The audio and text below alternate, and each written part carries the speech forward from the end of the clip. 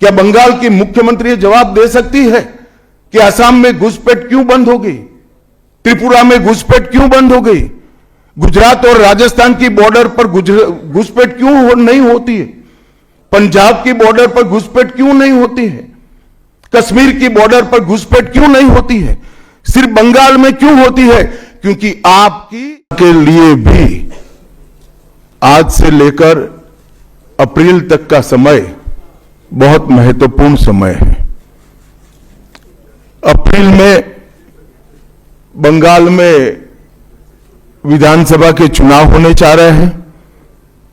भय, भ्रष्टाचार, कुशासन और घुसपैठ की जगह विरासत, विकास और गरीब कल्याण की एक मजबूत सरकार बनाने का बंगाल की जनता का संकल्प बंगाल में जहां पर भी जाते हैं वहां दिखाई पड़ता है। तृणमूल कांग्रेस के 15 साल के शासन में भय, भ्रष्टाचार और कुशासन और विशेषकर घुसपैठ से बंगाल की जनता चिंतित भी है, भयभीत भी है और आशंकित भी है।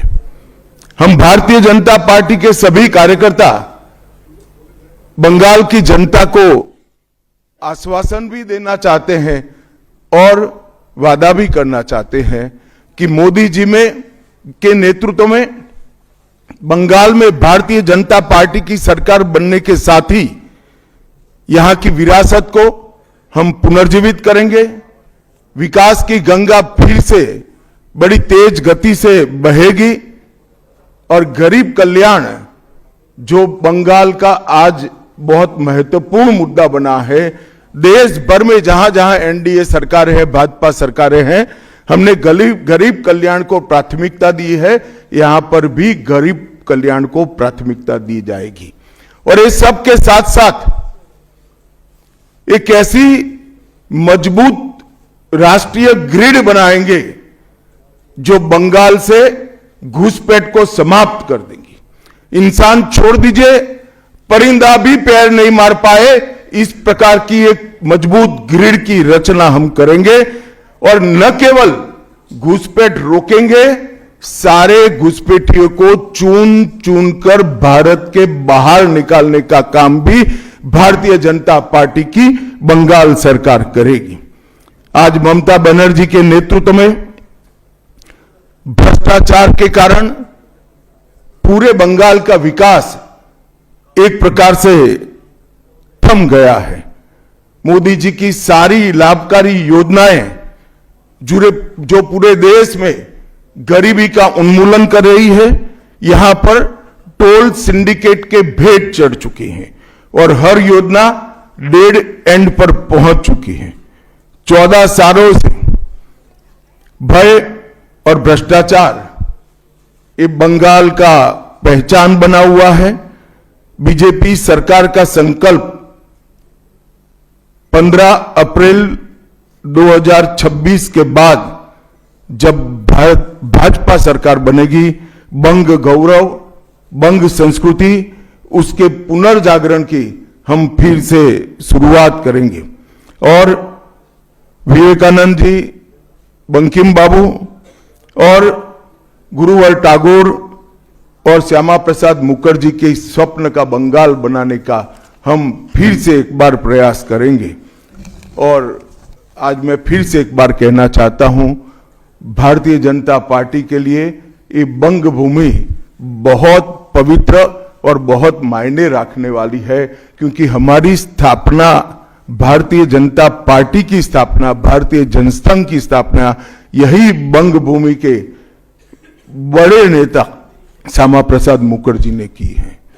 भारतीय जनता पार्टी की स्थापना से स्वामी विवेकानंद और बंकिम चंद्र चट्टोपाध्याय, इनका अनुकरण भारतीय जनता पार्टी ने अपने सभी सिद्धांतों के अंदर किया है। मित्रों, आज जब मैं कह रहा हूं कि इस बार 26 के बंगाल के विधानसभा चुनाव में बंगाल में हमारी सरकार बनेगी, इसका मजबूत आधार भी भारतीय जनता पार्टी के पास है। मैं आपको 2014 से 2024 तक के चुनाव के यात्रा के परिणामों को बताना चाहता हूं। 2014 के लोकसभा चुनाव में हमें 17% वोट मिले थे और 2 सीटें मिली। मेरी बात जरा सभी पत्रकार बंधु ध्यान से सुने। 2014 के चुनाव में हमें 17% वोट और 2 सीट मिले थे। 2016 के विधानसभा चुनाव में हमें 10% वोट मिले और विधानसभा की केवल 3 सीटें मिली थी। फिर 14 से 19 के बाद 19 के लोकसभा चुनाव में हमें 41%, 41% वोट मिले और 18 सीटें मिली। और 21 के विधानसभा चुनाव में हमें 38 वोट मिले और 77 सीटें मिली। ये बहुत बड़ा अंतर है। जिस पार्टी को केवल 3 सीट मिले थे, वो पार्टी 5 साल के ही अंतराल में 77 सीट प्राप्त करी।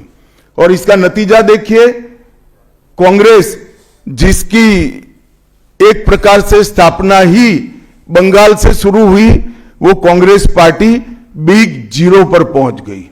और 34 साल तक शासन करने वाला कम्युनिस्ट गठबंधन भी एक भी सीट प्राप्त नहीं कर पाया और हमने मुख्य विपक्ष का स्थान प्राप्त किया। आज शुभेंदु जी मेरे साथ यहां पर बैठे हैं, वो हमारे प्रतिपक्ष के नेता हैं। 24 के चुनाव में भी हमने 39% वोट प्राप्त किया, 12% सीट प्राप्त की, 12 सीटें प्राप्त की। और 26 में हम निश्चित रूप से प्रचंड बहुमत के साथ भारतीय जनता पार्टी की सरकार बनाने वाले हैं। मित्रों, ये 24 से अब तक का समय भारतीय जनता पार्टी के लिए बहुत शुभांकर सिद्ध हुआ है। 24 में लगातार तीसरी बार नरेंद्र मोदी जी इस देश के प्रधानमंत्री बने। उसके बाद महाराष्ट्र में, हरियाणा में, दिल्ली में और अब बिहार में भारतीय जनता पार्टी की सरकारें बनी हैं। 24 के चुनाव में उड़ीसा और आंध्र प्रदेश में भी पूर्ण बहुमत की भाजपा की और एनडीए की सरकार बनी है। मुझे पूरा भरोसा है कि 2026 में बंगाल में 2/3 बहुमत के साथ भारतीय जनता पार्टी की सरकार बनेगी। ये बंगाल की जनता तय कर बैठी है। मित्रों, जहां पर भी बंगाल में जाते हैं, पूरे बंगाल की जनता घुसपैठियों से त्रस्त है। क्या कोई राज्य सरकार ऐसी हो सकती है जो घुसपैठियों की पनाहगाह अपने राज्य को बना दे? राष्ट्रीय सुरक्षा पर कितना बड़ा खतरा है, इसका जवाब बंगाल की मुख्यमंत्री ने बंगाल के चुनाव में दे। घुसपैठ रोकने के लिए उनके पास क्या योजना है? आर्टिकल 370 हटता है, वो विरोध करती है। सीएए लाकर बंगाल के शरणार्थियों को नागरिकता देने का हम कार्यक्रम करते हैं, वो विरोध करती हैं। और वो ठीकरा फोड़ते हैं कि बीएसएफ है, वो रोक नहीं रही है। ममता जी, मैं आज आपको इस सार्वजनिक प्रेस वार्ता में पूछना चाहता हूं कि कौन सी सरकार है बांग्लादेश की पूरी सीमा पर जो वाड़बंदी करने के लिए, बॉर्डर पर फेंसिंग करने के लिए जमीन नहीं देती है? अगर आप जवाब न दे पाए तो मैं ही देता हूं। आपकी ही सरकार है जो जमीन नहीं देती है, जिसके कारण फेंसिंग का काम समाप्त नहीं होता है। फिर भी भौगोलिक रूप से कठिन सीमा पर से कोई घुस कर आता है तो कहां जाता है? सबसे पहले बंगाल के गांव में जाता है। आपका पटवारी क्या कर रहा है? आपका थाना क्या कर रहा है? क्यों इसको अरेस्ट नहीं किया जाता? क्यों उस पर केस दर्ज नहीं होता? क्यों इसको वापस भेजा नहीं जाता? जवाब है क्या आपके पास? क्या बंगाल की मुख्यमंत्री जवाब दे सकती है कि असम में घुसपैठ क्यों बंद हो गई? त्रिपुरा में घुसपैठ क्यों बंद हो गई? गुजरात और राजस्थान की बॉर्डर पर घुसपैठ क्यों नहीं होती है? पंजाब की बॉर्डर पर घुसपैठ क्यों नहीं होती है? कश्मीर की बॉर्डर पर घुसपैठ क्यों नहीं होती है? सिर्फ बंगाल में क्यों होती है? क्योंकि आपकी निगहबानी में घुसपैठ कराई जाती है और बंगाल को धीरे धीरे डेमोग्राफी चेंज कर कर आप आपकी वोट बैंक को पुख्ता करनी चाहती है, मगर ये लंबा नहीं चलेगा। बंगाल की जनता अब जान गई है और इसके खिलाफ लामबंद भी हो रही है। और मुझे मालूम है अगला चुनाव घुसपैठियों को निकालने के मुद्दे पर और घुसपैठ रोकने के मुद्दे पर लड़े जाना वाला है, क्योंकि न केवल ये बंगाल का अब मामला रहा है।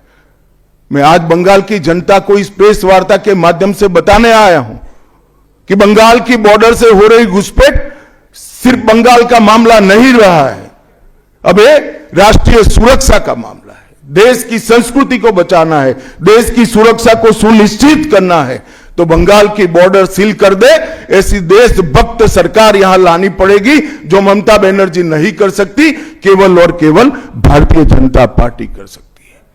घुसपैठ के अलावे